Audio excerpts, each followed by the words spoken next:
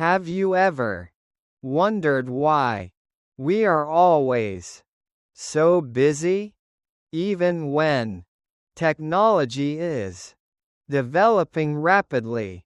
On the subway, in the office, or even when having returned home, you will see the faces busy staring at their phones, hurriedly walking, hurriedly eating, as if they are racing against an invisible opponent. The feeling of lacking time every day is becoming a type of epidemic, a silent epidemic of this century. We save every minute thanks to machines, but we lose hours of time on things that are useless and trivial. If you love stories that are slow and profound, please stay with me until the end. Each number, each study that we are about to present, all contain a brutal truth about the way society is stealing your life. According to data from Pew Research Center, 60% of adults always feel pressure, time pressure, and according to the WHO, this is the spark for burnout on a global scale. Why don't machines help us rest more? Why is it that the faster we go, the more we feel ourselves slowing? In today's long journey, we will together go through 3 parts. Part 1 talks about the productivity paradox, the tragedy of doing a lot but achieving nothing. Part 2 talks about the attention economy, where your focus is exploited like a type of oil mine. Part 3 talks about the redefinition, how to regain control of time, to live a life truly meaningful. Let's together listen, relax, and feel each word.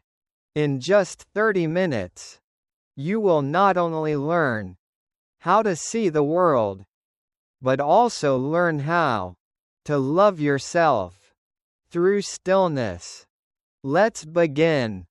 Every day, how many minutes do you spend truly doing nothing? Please leave a comment to share with me. Part 1: The Productivity Paradox and the Tragedy of Time. To truly understand why we are so busy, we must step back. Step back one step. Look at history. The history of labor. In the year 1930, the world-renowned economist John Maynard Keynes made a shocking forecast. He believed that by the end of the century, thanks to the progress of high technology, labor productivity would increase many times, and as a result, humans would only need to work 15 hours per week. The remaining time we would use to enjoy art, to rest, to care for family, and to contemplate. But what is the reality? We are in the 21st century, and that prophecy has completely failed. According to official statistics from the OECD, in the leading developed countries, working hours have decreased significantly compared to the year 1,900. At that time, everyone worked 3,000 hours per year. Currently the average is only about 1,600. In Nordic countries, this number is even lower than that, only about 1,300 hours a year. Mathematically, we have a surplus of thousands of free hours each year compared to ancestors. But paradoxically, the feeling of busyness has doubled, even tripled. Why is it like that? The answer lies in the productivity paradox. This is not just an economic term. It is a trap. The trap of expectation. Analyze more deeply. In terms of psychology, when technology helps us work faster, society does not allow us to rest more, but they immediately raise the standards for output and response speed. Look at the example of the washing machine or the tools for cleaning the house. In the 50s of the last century, people believed that machines would help housewives have more time to read books and rest. But what was the result? Standards for cleanliness were pushed higher. Instead of washing clothes once during each week, people began washing everything every day. The result was the time doing housework remained same, or even increased. The same thing is happening with office work. Before there was email, sending a letter across the ocean took whole weeks. During that time, our brains were allowed to rest, allowed to wait. Waiting then was an essential part of the natural rhythm of life. Now an email takes only a second. This immediacy has completely destroyed the ability to wait. We are expected to respond immediately, even if it is late night or the weekend. The report from McKinsey on labor productivity points out a truly shocking number. Modern office workers are spending 28% of total time each working day only to process email and types of messages like Slack or Teams, equivalent to the fact you spend nearly 2 days in each working week only to read and write fragmented bits of news that do not truly create original value. Data from Statista confirms this number. Every day the world sends more than 340 billion emails. Our human nervous system, which was evolved for hunting and gathering to deal with tangible dangers, has never been prepared to process thousands of digital pieces of information crashing into the brain every single hour. Research from the University of London also points out continuous multitasking, meaning working while checking messages, causes the intelligence quotient to decrease by 10 points. This impact is greater than the use of stimulants, and worse than staying up all night. Modern busyness is the busyness of processing trash, meaning information with very short life cycles, but requiring large brain energy. Professor Gloria Mark, at the University of California, spent decades observing the behavior of office workers. She discovered that, on average every 3 minutes, or even shorter, we are interrupted once by a red notification, by a bell, or by ourselves. Due to anxious habits, the feeling of needing to check. And the bitter truth is, the brain needs an average of 23 minutes, exactly 15 seconds, to be able to return to the state of deep focus, also called flow. The state of flow. Do a calculation with your life. If one working day, you are interrupted only 15 times, you have completely lost the ability to work deeply. You are only living on the surface of work. You no longer have enough brain capacity to solve things strategic in nature or creative in nature. We are busy only to compensate for the inefficiency of losing focus. We must work extra at midnight only to finish the things that should have been done since afternoon. This is a waste of human resources, the greatest in human history. Parkinson's law also explains this. Work will always expand and swell to fill the gap of time you spend on it. When you have fast tools, you do not do less. You spend time to make the work become more complicated, make slides more beautiful, write reports longer, meeting more. According to a Harvard survey, at large companies, 71% of managers admit that meetings are killing productivity. They meet to announce about another meeting.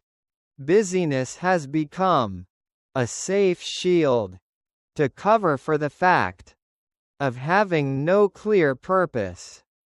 We are busy to feel that we are still existing, still contributing, and still belonging to a social whirlwind.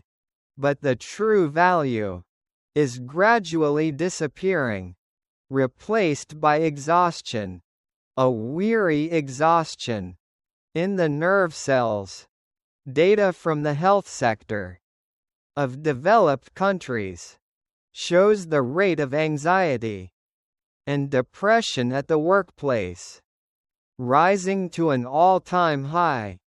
Modern humans are being slaves of immediacy.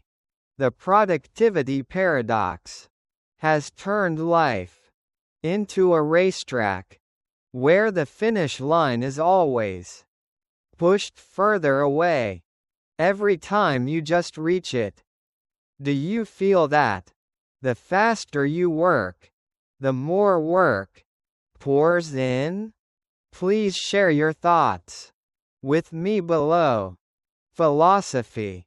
True productivity does not lie in doing more things, but lies in removing the things that are not truly important. Part 2. Social change and the attention economy. To understand more deeply about this whirlwind, we must look at the social structure and a new concept called the attention economy. In the last century, land and oil were the resources most precious. But in the digital age, the most precious thing is the attention. Your attention. According to the analysis report from the Goldman Sachs Group, human attention has become a type of commodity being exploited thoroughly. Every app you use, every social platform, is not at all free. The price you pay is the time and the focus. Thousands of software engineers at Silicon Valley are working day and night with a single purpose, is how to keep you staying on the app as long as possible. Data from research by Stanford University points out that algorithms are designed based on the dopamine loop, similar to the mechanism of slot machines. Each time you swipe the screen or receive a notification, the brain will secrete a small amount of dopamine, creating a feeling of excitement and expectation. This leads to a psychological state called artificial urgency. We always feel the need to check the phone, must read messages immediately, must see new notifications, even though most of them are not important. Our busyness, in fact, is the busyness to serve the algorithm. We are reacting instead of being proactive, according to a survey from Deloitte on user behavior. 80% of adults check their phones within 15 minutes since waking up. This sets a hurried tone for the entire long day. We start a new day by solving the priorities of others instead of our own. Besides the technology factor, is the cultural change. The culture of hustle, also known as hustle culture. In modern society, busyness has become a status symbol. Sociological research from Columbia University points out a strange truth. In the past, leisure was a sign of wealth. Rich people were those having time to go on vacation, to play golf or relax. But today, people with high status are the busiest people. They brag about the fact they only sleep 4 hours. They have a packed meeting schedule. They don't have time to eat a proper meal. Busyness is used to affirm self-worth. If you are not busy, society will look at you with suspicious eyes. You are considered lacking capacity or lacking ambition. This invisible pressure makes us voluntarily shackle ourselves into lists of work that never have an end. Medical data from the WHO confirms that the phenomenon, burnout, has officially been considered as a pathological syndrome related to occupation. This rate has increased more than 40% within the last 10 years.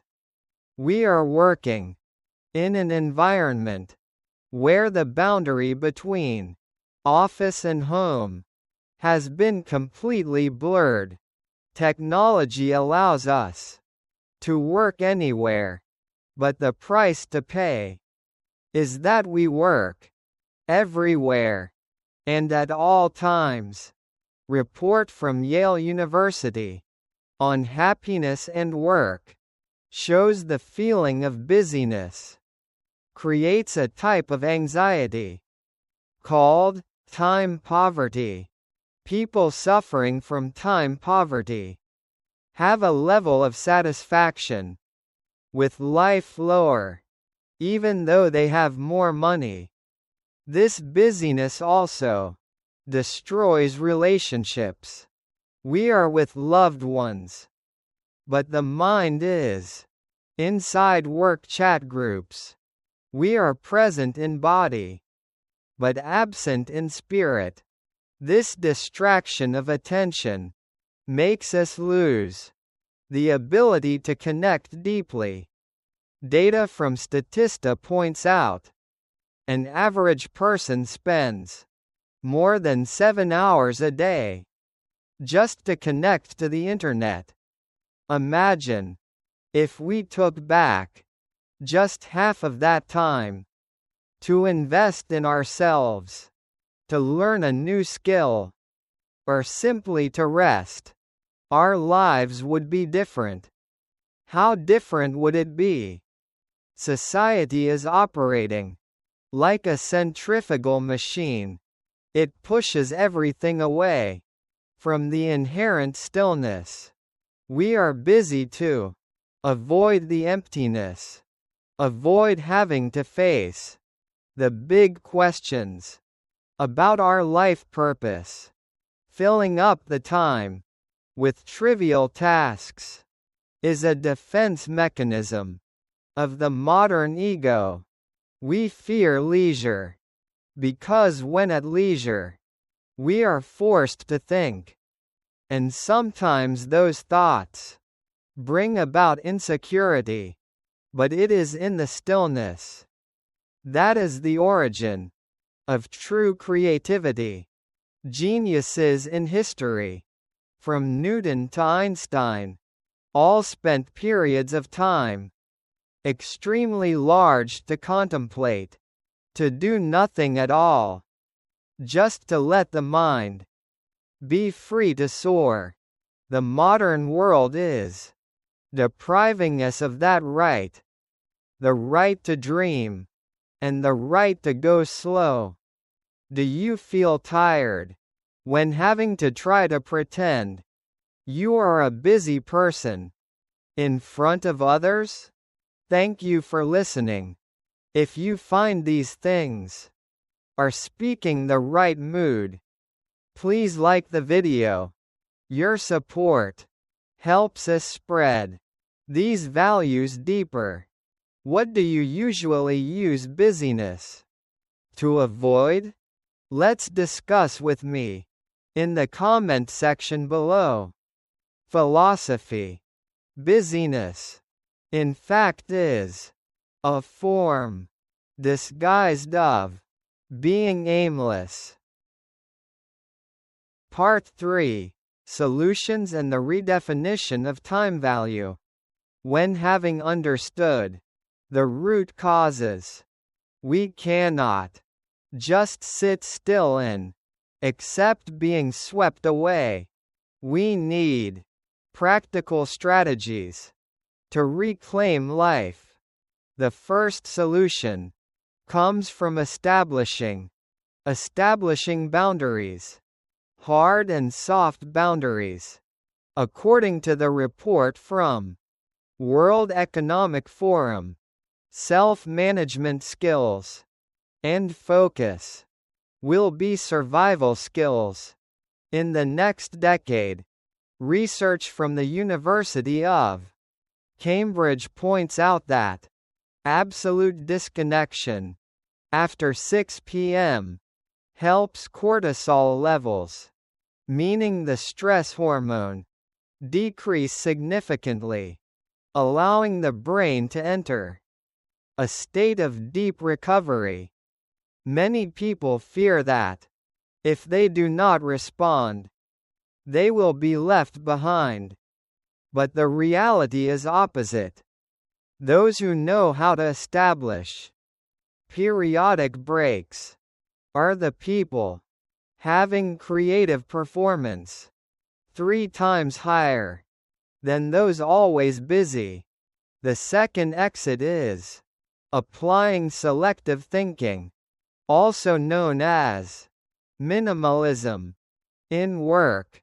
The Pareto principle points out 80% of true value only comes from 20% of tasks, truly important tasks. But we often spend 80% of our precious time to process tasks of an auxiliary nature. Author Cal Newport, in the research work about the concept deep work, has affirmed one thing: the ability of absolute focus on a difficult task without being distracted is a superpower. In the new economy, 3 hours of deep work have value equivalent to 12 hours of work. In normal hustle, we need to learn how to protect focus, like protecting assets, our most precious. Report from Gartner on labor trends forecasts that the future does not belong to those working the most hours, but belongs to those solving problems fastest. Through stillness and strategic thinking, the next solution is the redefinition of the concept of success. In Nordic countries, like Denmark or Sweden, they have the concept lagom, or the concept hygge. That is the philosophy of the adequacy and balance. They do not worship busyness. They respect rest. Data on the index World Happiness points out the countries working the fewest hours per week are the places having the highest living standard and good mental health. We need to change the measure of personal value from how busy I am to how free I am. Regaining ownership through technology instead of being owned by it. Use applications to block notifications, to limit scrolling time, and create gaps. White spaces in the schedule. White space is not wasted time. It is the space for the brain to rearrange neural connections, like a breath, before entering a new race. Analysis from the School of Economics. London School of Economics confirms that those having the habit of walking and not using the phone have the ability to solve complex conflicts better by 30%. The journey of slowing down is a revolution of mindset. In a fast world, the slow person is the one controlling the tempo. Are we living to work, or working to live? This question needs to be repeated every morning. When you hold the phone, ask yourself, does this truly bring long-term meaning? Or is it just a reflex? An unconditional reflex. True freedom is the ability to say no. Say no to busyness. Say no to expectations. To say yes to oneself. Regaining stillness is regaining strength. Strength to create a brilliant life instead of a life full of task lists. Tasks never ending. Do you dare to turn off the phone in 2 hours to truly listen? Listen to yourself? Let's share with me the smallest changes that you intend to implement. Write below in the comments. Philosophy. Stillness is the peak of an intellect that knows how to select. Outro. We have together gone through a journey, a long journey, to decode the whirlwind of busyness, from the data on labor productivity to the traps of the digital economy. Hope that by now you have for yourself a different view, a profound view, about the value of time. The current busyness is not simply work pressure. It is a war. The war to regain control of the intellect and the right to live in a world always hustling out there. Your stillness is a strength, the strength of selection. Taking back time is not laziness. It is respect. Respecting oneself and respecting the ones loved most. True wealth does not lie in the numbers in the bank account. It lies in the hours. You are truly free. Free to create, free to love, and free to be present. Present fully in every breath. Thank you for always following and supporting. If you feel these shares have touched you, do not hesitate to press the subscribe button. That is the joy and is the encouragement extremely large for content creators. Please share this video to a friend, the person that you think they also need a quiet space to breathe. We believe that every person deserves to have a life peaceful and meaningful. Let's start right from this moment by cherishing every small moment. See you again in the journeys next of us on the path to find balance and happiness. Philosophy. Mastering time is the form most advanced of freedom.